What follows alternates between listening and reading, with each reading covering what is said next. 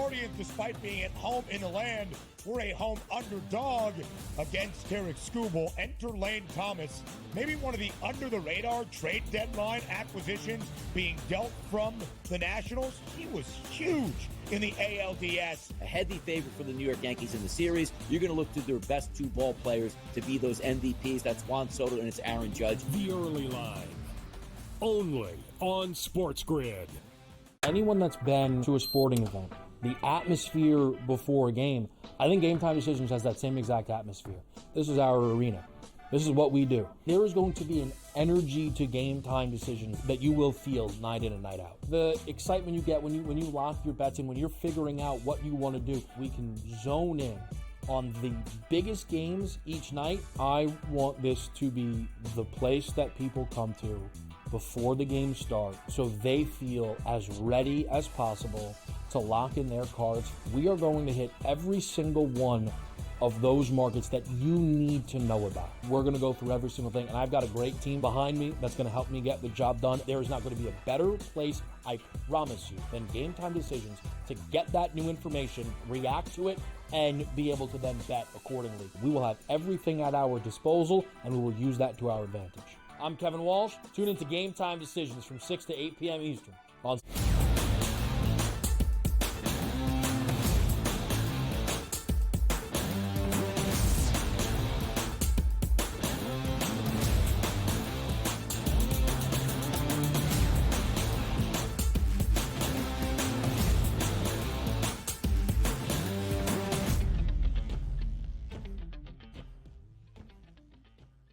A new week starts right here, right now, live on a Monday on the Early Line on SportsGrid and all across the SportsGrid network. That includes sportsgrid.com/watch, where you can find your favorite destination to consume everything all across the grid. He is Donnie Rightside. I am Ben Stevens. We are here together for the next 3 hours up until 11 a.m. Eastern time to look back on a weekend full of sports. So much on the line and at stake this weekend. NFL week number 7 and the Sunday slate. A monumental week 8 Saturday in college football with a ton to detail for you. A World Series is now booked with 2 pennant winners facing off with 2 of the most iconic brands in all of sport. And a championship on the line last night, the first ever in franchise history for the New York Liberty in the WNBA. DRS, so much to get to look back on here on this Monday morning. The NBA season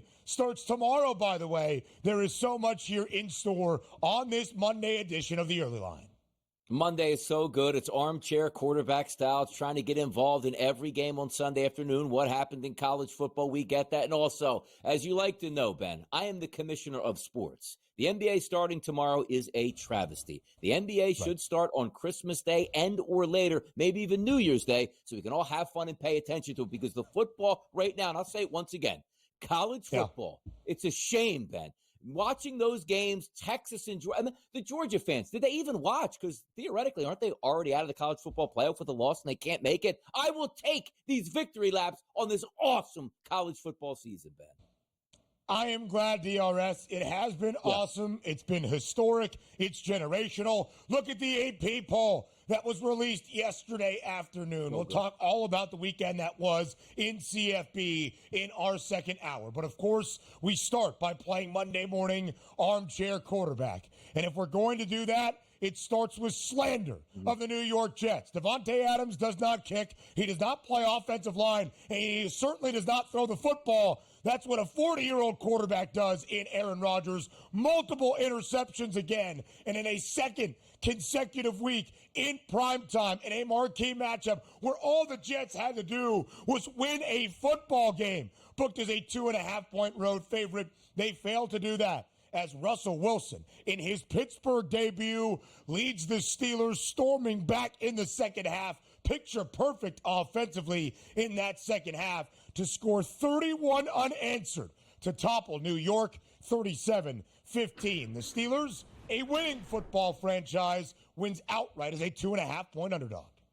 We'll get to this game a little bit later, so we can't just go through the 7-7 and me just take up 7 minutes here on this game, which I would love to do. But I'm going to be honest with you. I thought the Jets would win that game, but let's set that aside here. I also told the people out here, including everybody on this network, that Russell Wilson is so far above a better quarterback than Justin Fields. And I love the first quarter, Ben, when we were getting on Twitter. Oh, I can't believe the bench press and the boos coming from those idiot Steelers fans who have no idea what good football is anymore because they're so used to losing in the playoffs. You have a Hall of Fame quarterback that can make the simple throw, that can open up the passing game. George Pickens was a zombie for 2 weeks because that quarterback, Justin Fields, could not open up the playbook. And now look at Russ. They had their most points they scored yesterday on a top 10 defense, cruising up and down the field. But as I said, I don't want to tip my hand on this game. I'm too excited about it. I just want to let the people know. Your boy DRS, he was right. You were wrong.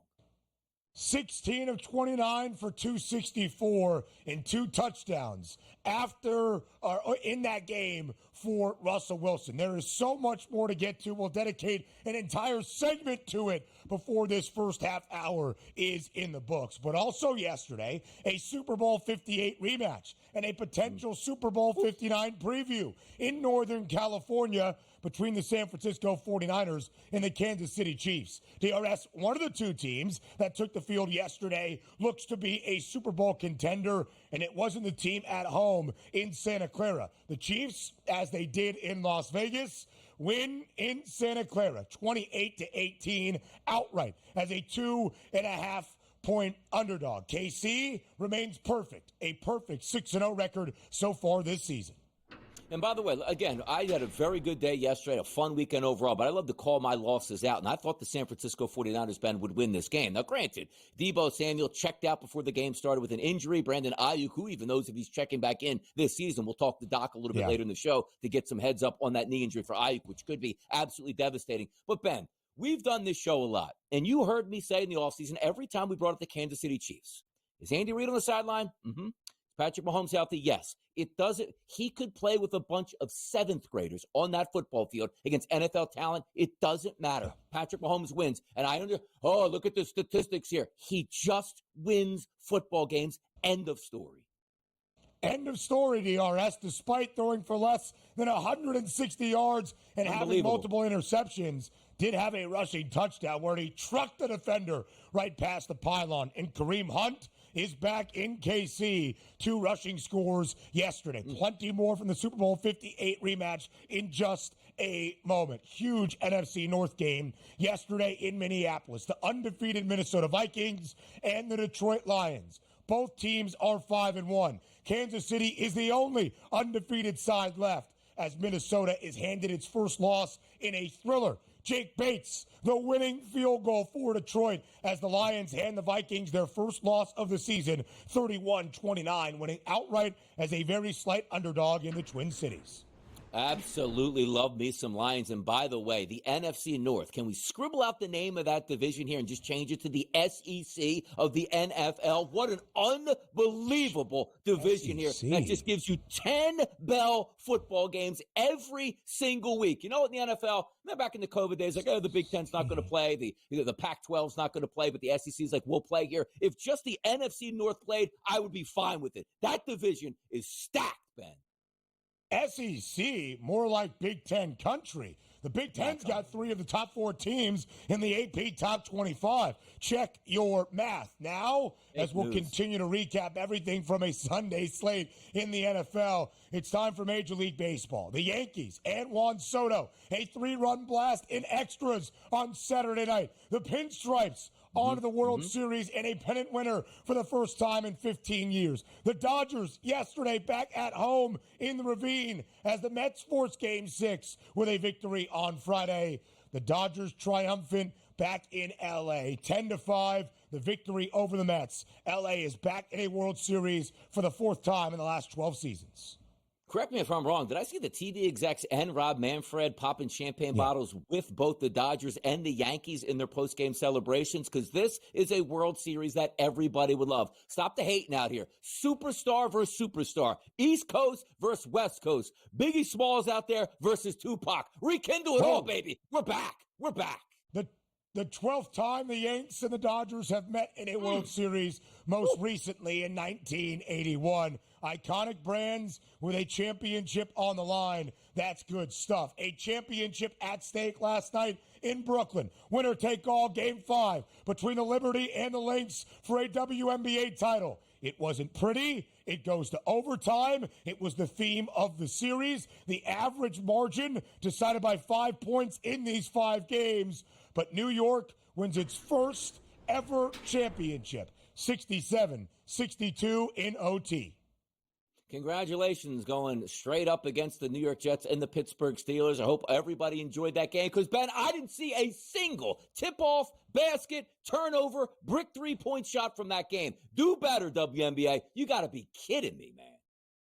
30.6% field goal percentage for the Liberty, but the pain of missing shots eased by a championship trophy. SEC Saturday, a significant one in Week 8. Georgia beats Texas in Austin outright as an underdog.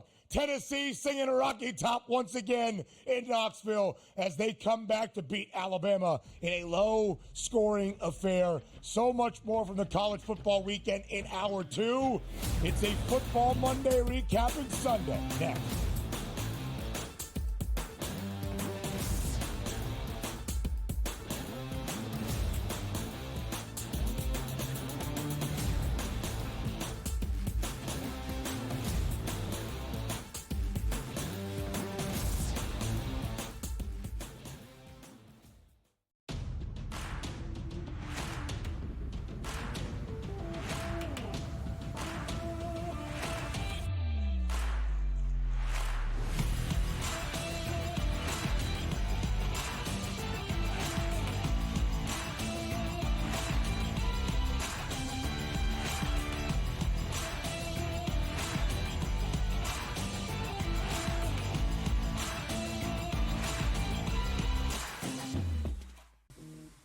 Right here with you on Pro Football Today on SportsGrid. Odds in motion, trying to see what lines have moved throughout the week. Never felt more comfortable in this set than I do for this year. I am ready. I'm just getting angry. The hot takes are going to be here all long, people. What in the world is going on in Miami, Don? It's not particularly anything to shy away from just because many people are on top of it. Hot take, hot take. I think this line is asking you once again to take the wounds. Pro Football Today, only on SportsGrid. 27.5, and it's even money for them to go over. Double down on it. Chicago under 27.5 wins. I know we did the preview. If I'm right, Matt, I think if we go back and people look at the tape, I think we went under 28.5 when it happened, and I'm doubling down with 27.5. They don't get there. Betting above the rim, only on SportsGrid.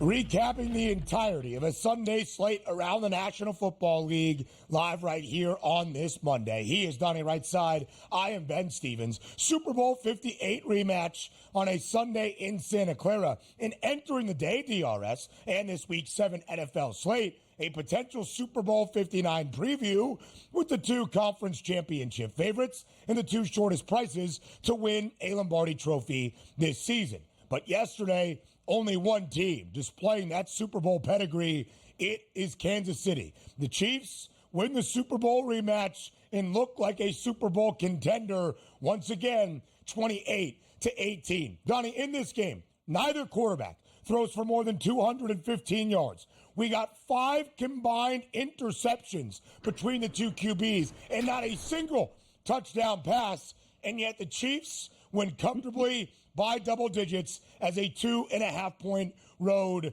underdog, as they did as an underdog in Las Vegas with their third Lombardi trophy in the last 5 years in Super Bowl 58. Kansas City remains the beacon in the NFL. Kansas City remains undefeated, and the 49ers have a lot of questions left to be answered.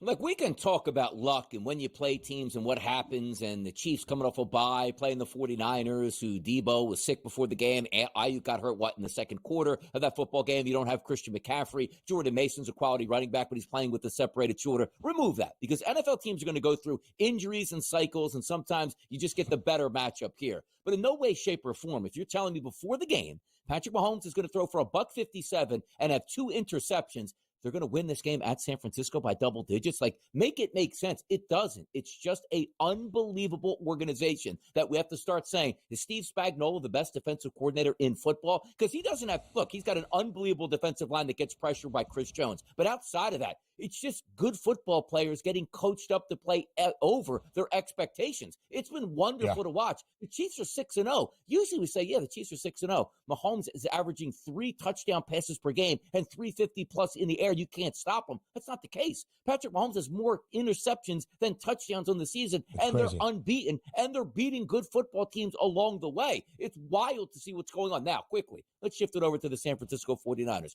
They're 3-4 in the season. They're at a crossroads right now. McCaffrey is supposed to come back, but is he going to be the Christian McCaffrey that was the best running back in the NFL for the past 2 to 3 seasons? I'm not sure of that. Brandon Ayuk, say what you want here. Got a ton of money in the offseason. That offense was built so perfectly with a solid offensive line, a dominant running game that could both run and pass the football, run and catch the football out of the backfield, one of the better tight ends in football, the perfect Swiss Army knife in Deebo Samuel, and a great route-running wide receiver in Ayuk. They win at every single level. Ben, I don't know what's going to happen now, because a lot of big wide receivers already moved where you could have made that choice. Let's just say, if Ayuk got hurt 2 to 3 weeks ago, that is a devastating injury from Brandon Ayuk's perspective, because now you're taking away that perfect route runner that adds to every level of your dimension of offense. I'm worried about the San Francisco 49ers. They're 3-4 for a reason. They're not a good football team right now. Completely agree, DRS. This 49ers team is sub 500. Brock Purdy has 7 interceptions this year as well. 3 yesterday against the Chiefs. And the defense is being exposed in certain areas as well. And look at how Kansas City is doing so. It's not like KC is devoid of their issues offensively or their drastic injuries. Isaiah Pacheco, more than likely out for the year. 2 top targets, Rashee Rice and Hollywood Brown, who hasn't even played a snap for Kansas City, might not play this season either.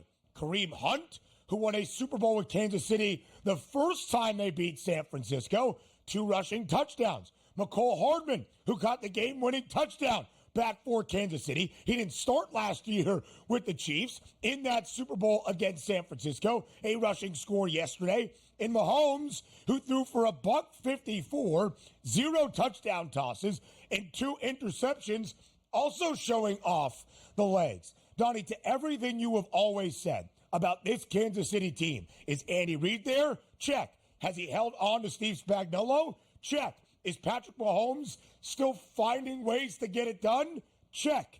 KC should be the Super Bowl favorite, and here they are. They are the last undefeated team in the National Football League. And, Donnie, the conversation was, right, last year, if there was ever a time to knock the Chiefs off their perch, it would have been a season ago. The Chiefs were an underdog 4 times last year, including their final 3 games, divisional round, championship round, Super Bowl against San Francisco. They won outright.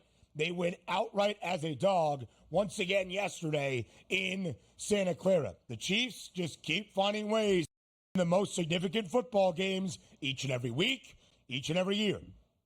Yeah, and you're taking a look at up next is the Raiders. That should be a victory. The Buccaneers at home, that should be a victory. The Broncos at home, it should be a victory. Then it gets a little bit tough with the Bills, but you get the point here. It looks like, once again, the AFC Championship is going to run through Arrowhead. Now, I don't even think, to be honest, 6-0, love what they're doing here. They're not the best team in the AFC, and that's going to show up. But if you do have Patrick Mahomes and home field advantage, that's going to matter. And even like games like yesterday, you went on the road and won by double digits. Mahomes was effectively bad at quarterback. Oh, they must have leaned on Travis Kelce. The guy's been a mirage this entire entire season. Comes up every once in a while to have a decent game, but otherwise, 4 catches for 17 yards yesterday? Nothing is making sense out of Kansas City that now it looks like they're turning into Patrick Mahomes. I can make a play when you need, but we're going to lean on this really good Steve Spagnuolo defense, and it's working in their favor. They're going to have a great record at the end of the year, and the championship, once again, with the best record, you go through Arrowhead, it's hard to beat. Kansas City with Patrick Mahomes and Andy Reid, I don't know how you beat them. Why? Because nobody's beaten them this year.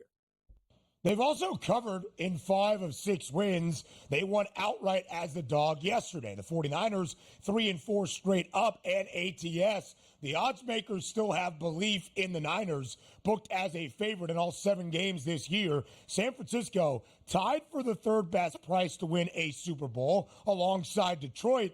But the Lions, now the favorites to win the NFC. Huge victory for Detroit yesterday on the road in Minneapolis. We'll talk about Detroit. We'll talk about Minnesota, no longer perfect. We'll talk about the NFC North as a whole, a gauntlet of a division. In Mahomes, somehow, some way, is the NFL MVP favorite because of his team being perfect. He has more interceptions, 8, than touchdown passes this year, only 6. Now to Sunday night in the Steel City. The Steelers keep finding ways to win. The Jets keep finding ways to lose. Next.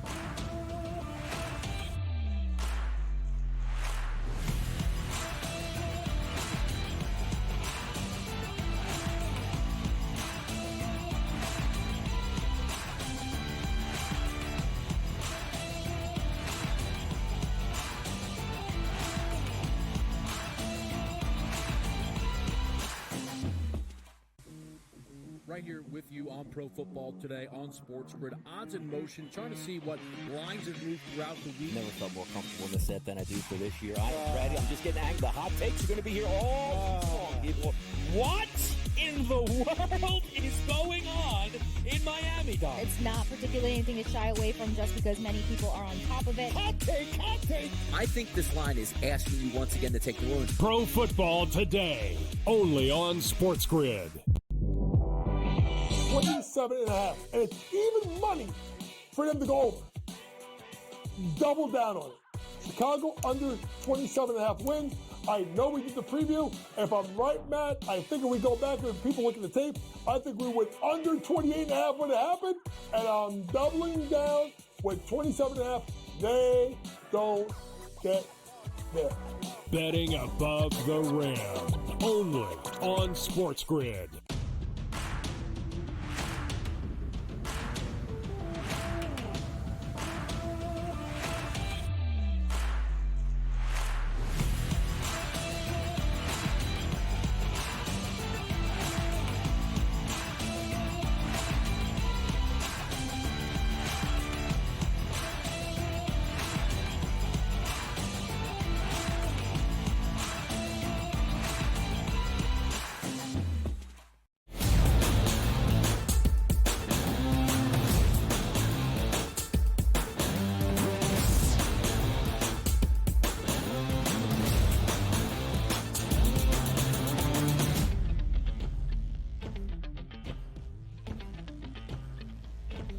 Sunday Night Football in the Steel City for a second consecutive week.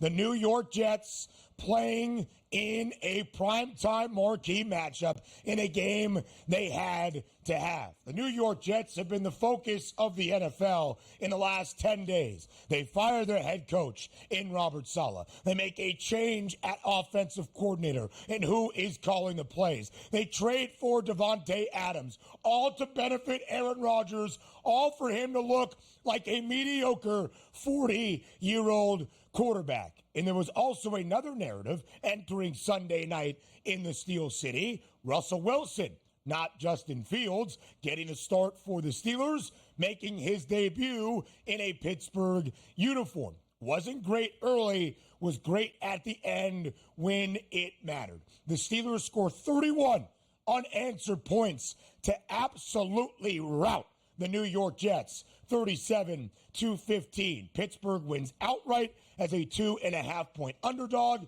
and maybe, just maybe, we can finally stop expecting the New York Jets and Aaron Rodgers to deliver when it matters most. Here's what I liked yesterday the most. I'm going to get to the Steelers in just a second and Russell Wilson. But last week, the narrative was, all right, you're going to change the coach because obviously he was the issue. Nobody ever looked at the Jets before that and said, boy, the defense is the problem. It's always been the offense. So let's move forward to Devontae Adams getting added to this football team. Nobody ever said, like, the Jets are one wide receiver away from winning this whole thing. Nobody ever said that. So it's fun that it plays out that way. Now, granted, the Jets did have a lead, and Garrett Wilson, who, again, is in that wide receiver room. I've been a wide receiver. I've been in locker rooms before. There's alpha dogs at wideout. There's alpha dogs at tailback. There's alpha dogs at quarterback, right? You never want to have another alpha dog enter into the equation and say, well, didn't Garrett Wilson play 5 catches, 61 yards? He dropped an absolute laser beam from Aaron Rodgers that landed in for an interception that was returned the opposite way back to what? The 1-yard line here, effectively changing that entire game. These guys are worried about more things off the football field now than on the football field. And yes, the Jets aren't a good football team at 2-5. And yes, people will buy back in because of how much talent they have. Let's switch it over to the Pittsburgh Steelers, who came into this game, Ben, at 4-2 on the season. I told everybody the minute we started hearing that Russell Wilson last week was taking first-team reps, absolutely 1,000%, this is the right move. Because once again, it's not even talking down to people like, you never played the game. Forget about playing the game here. Let's just go, and I used this anomaly a few times last week, Ben, or analogy, I should say. If you're having a catch in the backyard, we all have that friend where you stand 15, 20 yards away, throws that perfect smile right at your chest every single time, easy catch back and forth. Then you have the friend that throws one at your feet, throws one at your knees, and then throws one in the trees, and you got to go chase it down. It's like, I don't feel like having a catch anymore. Well, Donnie, why are you telling the story? Look at George Pickens. He didn't feel like having that catch anymore with Justin Fields because he couldn't get him the football. Every once in a while, yes, the ball would come to George Pickens. But when you're a wide receiver in an offense that you're running your route based on timing and understanding, the minute hike happens and you take 3 steps and you're in the middle of your route going like, I'm probably not getting this football. I don't even feel like running this route. We've all been there as wide receivers. Then you get Russell Wilson. You say, hold on now.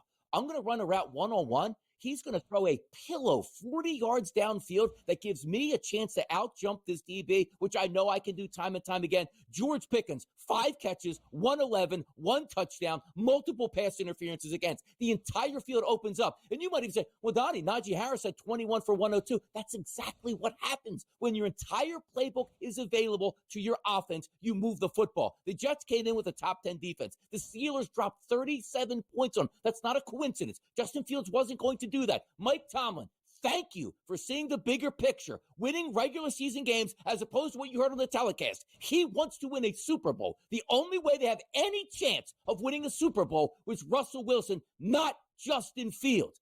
Perfect. End of story. Love the way the game played out. I was right. They were wrong. How about that?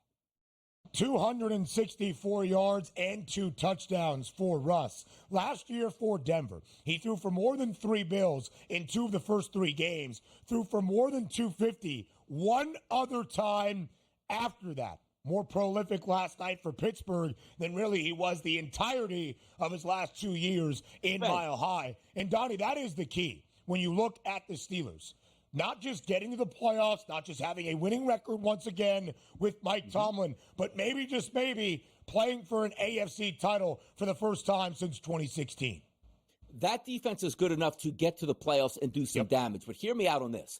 You got to put Justin Fields in the red zone on short down situations. I'm telling you right now, I was actually disappointed that didn't happen last night. Russ from 20 to 20, short yardage situation, goal lines, get Justin Fields in there. This Steelers team can do something right now. I'm buying in on the Steelers. Who'd have thought that? I mean, that's almost slanderous in the Commonwealth. More around the NFL weekend next.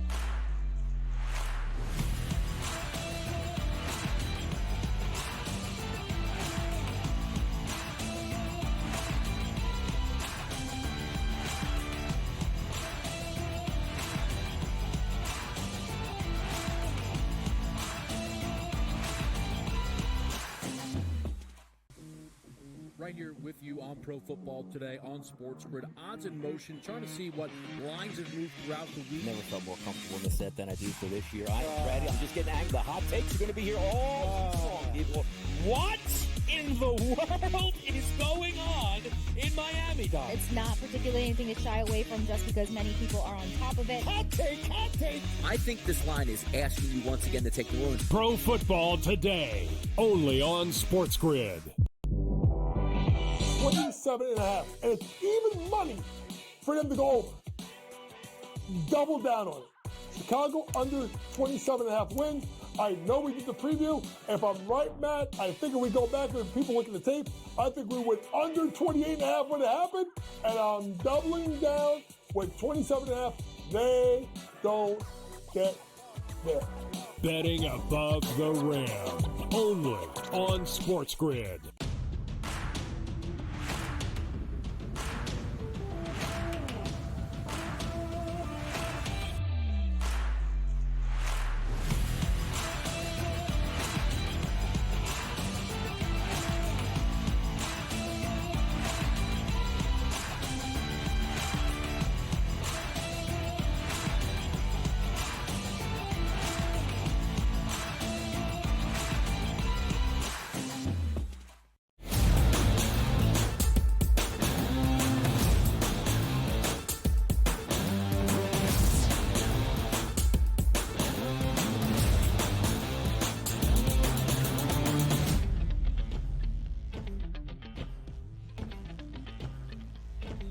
So Donnie can take his victory lap, and we can highlight the Pittsburgh Steelers, now 5-2, winning outright once again as an underdog. They have been a dog now twice in their 7 weeks. They have won outright in both. It is what Mike Tomlin does. The Steelers as an underdog since the start of 2022. That's post Ben Roethlisberger, now 14-9-1 ATS. And Donnie, maybe it was that simple. And maybe Russell Wilson is thriving in an organization that understands just a winning mentality. Because we had a Steelers team as an underdog, not expected to win a significant matchup. We had a Jets team that often finds an active way to lose, expected to win a marquee game once again. And New York comes up short, even with the addition of Davante Adams. 3 grabs last night on 9 targets. Aaron Rodgers was looking for his former Packers teammate. 30 receiving yards under his receiving yards prop and did not find Pater. Aaron Rodgers himself, 2 interceptions in the game. One you mentioned, a rifle off the hands of Garrett Wilson, but still more interceptions than touchdowns for Aaron Rodgers for the second time in his last 3 games. Donnie, the Jets are 3 games below 500 at 2-5. I don't know if Davante Adams will change anything moving forward. I was never optimistic it would truly move the needle for the Jets to even snap a 13-year playoff drought. It seems as though that might be the case after night number 1 of Davante Adams in a Jets uniform. They're going to get better on offense. They're too good not to be. Now, the questions always come up is how efficient is that offensive line going to be and keep Aaron Rodgers upright. But when we're talking about Davante Adams working his way back into the system, finding that groove, who's your true number 3? Is it Allen Lazard? Is Garrett Wilson going to be there? They'll score points. But the bigger issue was they had a lead yesterday, 15-6, that it looked like they were just going to win that football going away, and Russell Wilson was the quarterback that woke up. The defense of the Pittsburgh Steelers woke up, and not the New York Jets. The issue starting with the Jets this season outside of game number 1 really wasn't their defense. It was we're looking at Aaron Rodgers to make all of those plays we were so accustomed to when he was with the Green Bay Packers, and he's not making those now. He had one horrendous interception last night. One wasn't his fault, but you're still going to get, that 2-interception day hung directly on you because that's just the way statistics works. But also the ground game, 15 carries for 54 yards yesterday when you had the lead in the first half by close to double digits. That's unacceptable. And yes, Breece Hall's an unbelievable talent. 6 catches for 103. You should have won that game going away, but they just can't mesh those 2 talented running backs with the passing game right now. And they're 2-5, but still the talking heads, and sometimes including myself, go, I don't understand. The defense now is going to get Hassan Reddick next week. How are they not winning football games, let alone getting blown out by the Pittsburgh Steelers at this point? Big changes have to be made in New York They're already making some of those in season, but the question is going to be, if this team doesn't make the playoffs, are we running this back next year as if just an off season away from an older quarterback, an aging Devontae Adams at that point, a monster contract that he has? I just don't see it happening right now. It's a shame because I thought they would win last night and maybe sort of kickstart their season, has a chance to get into the playoffs. There is expanded playoffs now. There are 7 teams in the AFC, half of the 16 that have a winning record, and the Jets are not one of them.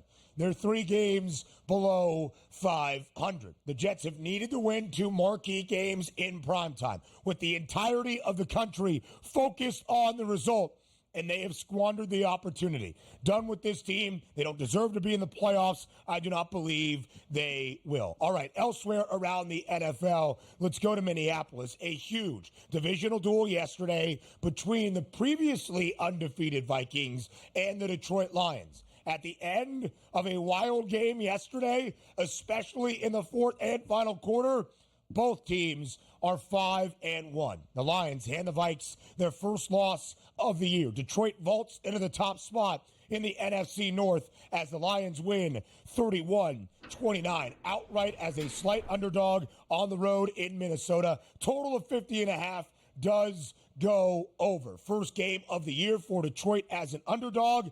They win outright. Jared Goff has been sensational, and the Lions are 5-1 in first place in this gauntlet of a division. I looked at this game yesterday, and it was a simple handicap for me. Like, if you were looking to bet Minnesota, which ended up losing that football game, Detroit wins and covers. It was just came down to Justin Jefferson. I said, if he doesn't go over his number, which is like 91.5 or 92, they're not going to win that football game. 7 catches for 81 yards and a touchdown. They lost that game. But here's the bigger, it's not like Minnesota's a good football team. Undefeated coming in. They played Detroit right down to the wire. A fantastic football game in an unbelievable division. But we're looking at Jared Goff now. Efficiency, absolute. This is what he came out of Cal. We're saying, like, you know what? This guy can be efficient and run the offense. It just didn't work for L.A. Change of scenery. And remember, guys, he was a throw-in quarterback just to get a live, warm body at quarterback for Detroit in that trade with Matthew Stafford. And he turns out 22 of 25 for 282 touchdown passes, no interceptions. Had a game this year where he didn't throw an incomplete pass. A passer rating of 140 on the road against a Brian Flores defense. But let's also go to the bigger picture here. I said for weeks now, Detroit is the best offense in the NFL, and it might not even be close at this point. The numbers that they're drawing up for Ben Johnson, their offensive coordinator, like, again, 280 in the passing game, no turnovers. Well, how did you run the football? 27 carries for $144 and 2 touchdowns, even with a banged-up David Montgomery where Gibbs steps in for 15 for 116. When we talk about the 49ers of the past, winning at every level, I have the best offensive line in football in Detroit, a quarterback that damn near might be in that MVP race in the next 2 weeks here and might be leading it here, maybe the best backfield in football, and a wide receiving core that's dynamic with probably the top play caller going right now on offense in Ben Johnson. I love every single thing about this Detroit Lions team, Ben. I was so impressed with that victory on the road yesterday. And the Lions, of course, changing the shape of their franchise a year ago, winning their first divisional crown in 3 decades, winning their first playoff game in 32 years. That was the expectation now for Detroit. Yesterday, Donnie, the first time this year they were booked as an underdog, they win outright. It was a wild game. The Lions led 28-17 midway through the third quarter. Then into the fourth quarter with the Lions still up by 5 points. David Montgomery, normally sure-handed, gets stripped. A perfect punch. Ball's on the turf. Ivan Pace Jr. picks it up, scoops, and scores for Minnesota. The Vikings take a lead. But then Jared Goff shows off the efficiency, drives Detroit down the field, some good rushing game as well to set up a 44-yard field goal for Jake Bates, who does deliver with 15 seconds left. His first year, Donnie, in the NFL, he's an awesome story, was a historic kicker in the UFL for the Michigan Panthers. He delivers the game winner yesterday. So now we look at the NFC North. The Lions in first at 5-1. The Vikings still a darn good and solid football team, but now 5-1. The Lions, the favorites to win the NFC Championship. And Donnie Rightside, that feels fitting in the Motor City. It does, and they are the best team right now. And they'll make changes. If you're looking to go for that Super Bowl push, right? The trade deadline is coming up here. They'll be able to add a pass rusher or two to make up for Aiden Hutchinson. They'll be able to make those key ingredients. But also, look at the NFC North. 5-1, 5-1, 5-2, 4-2. What an unbelievable division here that you're looking at. And, as we say, iron sharpens iron at this point. These teams are going to play each other all season long to try to determine that supremacy. We'll get to the Green Bay Packers, who are absolutely fantastic in their own right. But just watching this football division, the Lions are really good. The Vikings are really good. The Packers are really good. And quite frankly, the jury's still out on the Bears, 4-2. They actually could be really good as well when they appear next week against the Washington Commanders. DRS, the Vikings had the lowest win total in this division, 7.5. There was an idea, at least a conception before the year, that the floor might not be all that deep in the NFC North. We did not expect this. We'll talk more divisional rivalries on the other side of the break as we continue to recap everything from Sunday next.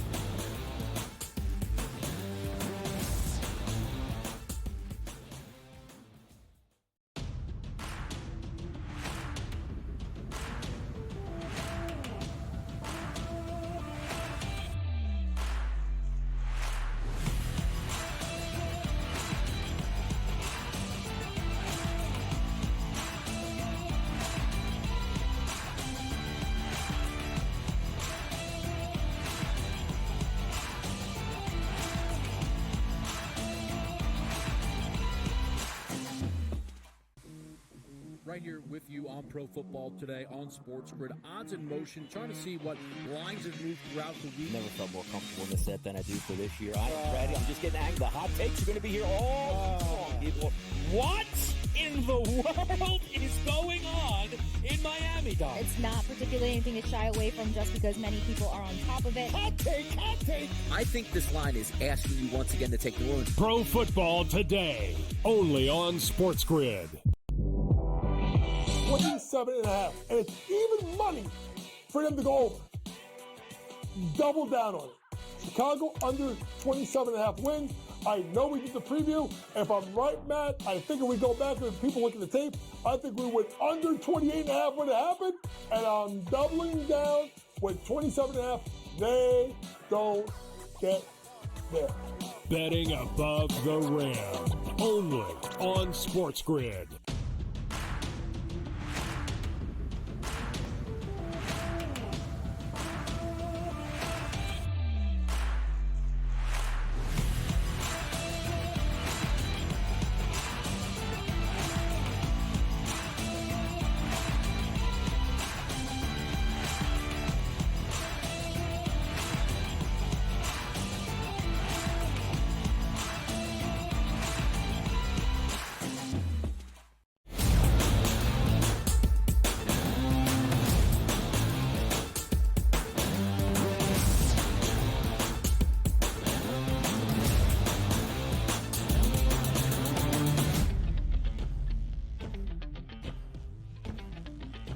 Another divisional duel yesterday in the Sunday slate of the National Football League that we recap here on this Monday. DRS, your Eagles on the road against the New York Giants. In MetLife, it was Saquon Barkley's homecoming, and boy, oh boy, did Barkley show out. But the spread was only 3 points, 3.5 in favor of Philly. Maybe thought of as a game that would be ugly, decided by a single score. And for an Eagles team that entered with a winning record, but not a lot of positivity or optimism after the defeat of the Cleveland Browns last weekend, Philly rolled in MetLife, 28-3 in easy cover as that 3.5-point road favorite. They stifled New York offensively. Total of 42.5 stays under. Philadelphia now 4-2, and they are playing better football, or at least as displayed yesterday. Yeah, they are playing good football here, and it starts with the defense, Ben. Back-to-back weeks not giving up a defensive touchdown. I don't care if that it was the Cleveland Browns who stink. I don't care if it's the New York Giants who stink. That's still a pretty good feat in the NFL. And also, the Eagles were struggling over the first couple weeks of the season with getting sacks. Not anymore. I believe they sacked Deshaun Watson 5 times. They sacked Giants quarterbacks 8 times yesterday. And Saquon Barkley with 17 for 176 and a touchdown yesterday. A.J. Brown caught that deep ball, 4th down, 41-yard touchdown. This game was over right away. But it just, like, sometimes you look at the Giants and say, like, what is the actual goal at this point right now? Like, Malik Neighbors is about 4 for 41. It's still Daniel Jones. If I'm a Giants fan now, your only goal is, I guess, just continue to run Daniel Jones out there, hopefully lose every single football game the rest of the way, and finally get a quarterback. And having said that, hopefully your ownership changes hands, and maybe the Tisch family can buy out the Mara family and absolutely kick the Maras out of that front office. And also, Joe Shane. I always said this before. Dave Gettleman, I thought, was one of the single worst NFL GMs I've ever seen in my life, and it was hilarious that the Giants had him. They make a change, and dare I say, Ben, got a worse GM than Dave Gettleman and Joe Shane. And I love Brian Daboll. But here's what the argument against Brian Daboll is. I had such high hopes because I remember when Daboll got hired for the New York Giants, I said, man, that's the last guy I want with the Giants. He's going to turn that program around. I really respect what he can do, and if he can just find a quarterback. But you know where he took a huge step down? When he okayed and said, yeah, Daniel Jones is my franchise guy. You have to fire the general manager and the head coach and the quarterback. Your goal is to lose out, fire Daboll, fire your GM, and hopefully you can bring a general manager in at least better than Dave Gettleman and Joe Shane. It doesn't make any sense how bad they are run as an organization. Also, from an Eagles standpoint here, when I was back in college, Ben, mid-1990s, the Giants were pasting the Philadelphia Eagles left and right in the late 90s. And I was going to school in northern New Jersey. It was painful. But 25 years of bliss and destroying the New York Giants, they are the Philadelphia Eagles' little brother at this point. I mean, look at the record for like the year 2000. It's astounding how easily the Philadelphia Eagles dispatched the Giants. And I love it. And it was easy for the Eagles yesterday. The G-men had 113 yards of total offense. Malik Neighbors was back. He was the leading receiver, 4 grabs for 41 yards. Devin Singletary returned. Maybe some hope the Giants offense could pick it up.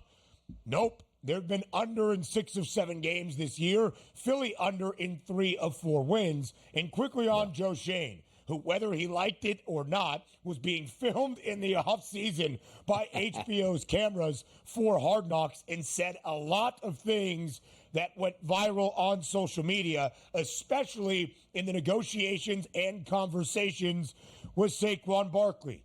Oh boy, did he eat some of those words yesterday. Saquon Barkley, 17 carries for 176 yards and a touchdown, 2 grabs for 11 yards over the props yesterday of his combo number that was anticipated to be in the 100s. That's where he ended. So the Eagles cruise. They are 4-2. Now let's get to a great interconference game in Lambeau between the Packers and the Texans. Green Bay, 3.5-point home favorite. Houston does cover, but the Packers walk it off with new kicker Brandon McManus delivering the game-winning field goal as time expires at Lambeau. Green Bay wins 24-22. The 45-yard field goal for McManus for Green Bay gives the Packers their 5th win of this season. Green Bay DRS now 5-2, despite uneven play out of Jordan Love yesterday. Yeah, here's the problem, right? Because I do love the gunslinger mentality, almost like Brett Favre. Like, I'll throw in the tight windows, I'll throw interceptions, but I'll throw touchdowns as well. He finishes with 220 and 3 touchdown passes, which you like. The ground game was decent. Jacobs, 12 carries for 76 yards. But how is this even possible that the Houston Texans had the lead late in this game when C.J. Stroud was 10 of 21 for 86 yards and no touchdown passes? Now, Mixon, 25 carries, 115. That's not really the recipe that the Houston Texans like to use. It's usually electricity at the wide receiver position, where their best wide receiver was Diggs at 5 for 23 yesterday. The leader was 1 catch, 28 yards for Schultz, and he was a tight end. I almost want to take away from this game. I like the Green Bay Packers. I expect them to be Final 14, let's just say, in the NFC when it's all said and done, with a legitimate chance to go to the Super Bowl. But I come away from this game with the Texans going like, we can hang around and beat one of the best teams in football in their own building. We don't have our A game. Let's wait till Nico Collins comes back in a couple weeks. Let's continue to play some pretty good defense here and hold on. I actually took away a lot from the Texans' loss, the same way I took away what I expected Green Bay to win the game. They won the game, and now they sit at 5-2. DRS, Joe Mixon has been great in all three full games he has played for Houston this year. 5 total touchdowns, at least 115 scrimmage yards in all 3. It was crazy to see the ending stat line for Stroud, 86 yards, and know that Houston covered on the road, now 8-4 against the spread as an underdog. 3 guys in the NFL have thrown 8 interceptions. Gardner Minshew, Patrick Mahomes, and Jordan Love. He has thrown an INT in all 5 games he has played this year for Green Bay, albeit with 15 touchdown passes. It is the good with the bad. Donnie, we'll get to this game even more so on the other side. But the story yesterday in Cleveland, right before the end of the opening half, Deshaun Watson, non-contact injury. We are not doctors. We will have Dr. Chow on in a little bit. But from the replay, when you see the calf vibrate and rupture in the way that it did, it often means an Achilles injury. Deshaun Watson's season and his future in Cleveland might be over. The Bengals win, as they needed to do in Cleveland. Plenty more reaction on the other side. I'm excited for it, too. By the way, I didn't know it was my turn to speak there, BWS. What's going on? We'll save it till after the break. Up next.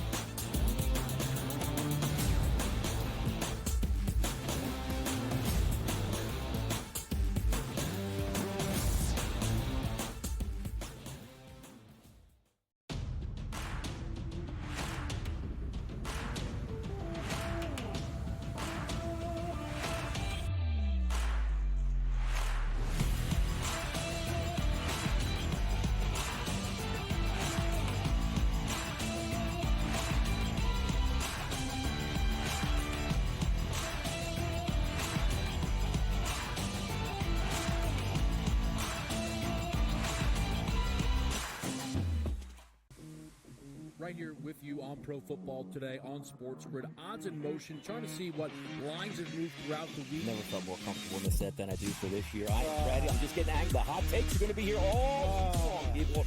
What in the world is going on in Miami, Dog? It's not particularly anything to shy away from just because many people are on top of it. Hot take, hot take. I think this line is asking you once again to take the Orleans. Pro Football Today, only on SportsGrid.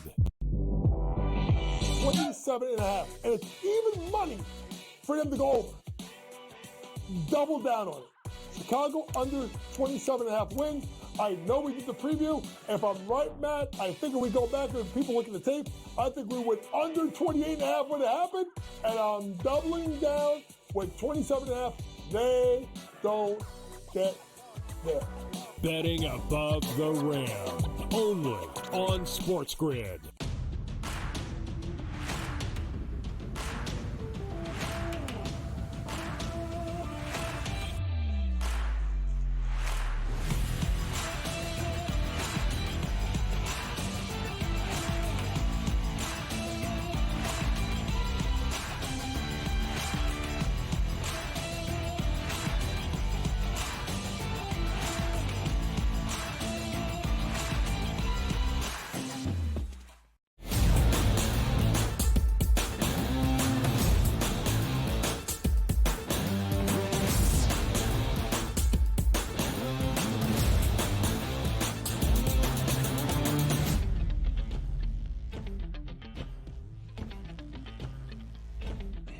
Hand up, bad hosting on my part to put my co-host and partner in crime, Donnie Rightside, in a tough spot with less than 20 seconds left before the commercial break. So now we get to the game yesterday in Cleveland. Donnie, as we know, it's been a struggle all year for the Browns. With less than a minute and a half in the opening half, Deshaun Watson goes down with a non-contact injury. Cleveland already saying they fear it is a ruptured Achilles. Now, there were some cheers from the Cleveland fans. They have not been happy with Deshaun Watson's performance or the contract that has led him to kind of shape the future of this franchise. I'll just say this. I never root for injuries. It's unfortunate that Deshaun Watson is going to miss the remainder of this season, but it's just been an uneasy season for the Browns as a whole. The Bengals win a football game they needed to, holding on for a 21-14 win. But the story yesterday out of the land, the injury to Deshaun Watson, and what lies ahead for this Browns franchise. Doom and gloom, because you don't get that money back from insurances to go against your cap here. He counts a ton over the next couple of years, and who knows if he's even going to be available next year to play. But let's get beyond that. We always brought up, Ben, right? 2 wrongs don't make a right. Yes, you can take a look at Deshaun Watson, which you get into his off-the-field issues, but let's just say he gets injured on the field.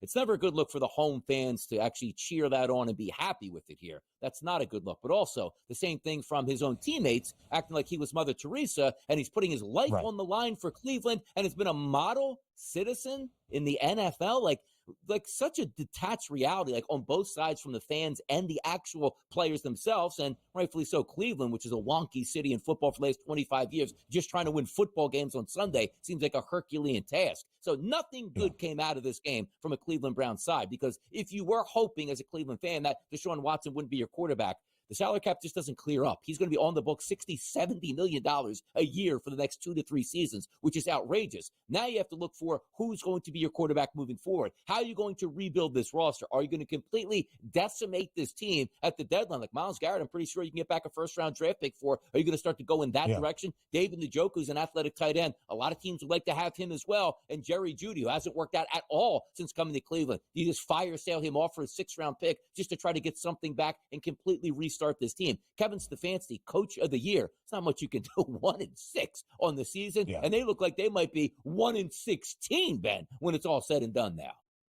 The second-year guy, Dorian Thompson-Robinson, comes in first, throws 2 interceptions, and then it was Jameis Winston.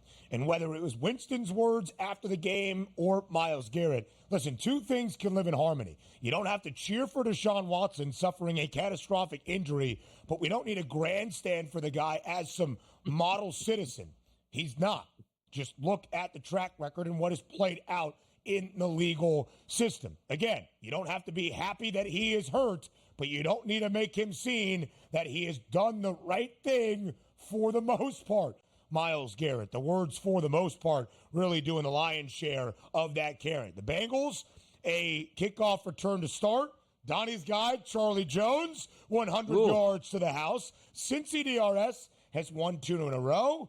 3 of their last 4 after the 0-3 start. They have covered in all 3 wins, booked as at least a 4-point favorite yesterday, laying 5.5 on the road in the land. The Buffalo Bills, one of the largest favorites of the Sunday slate, laying 8.5 back home against Tennessee. Some murky waters to start. Buffalo down 10-zip early in the second quarter.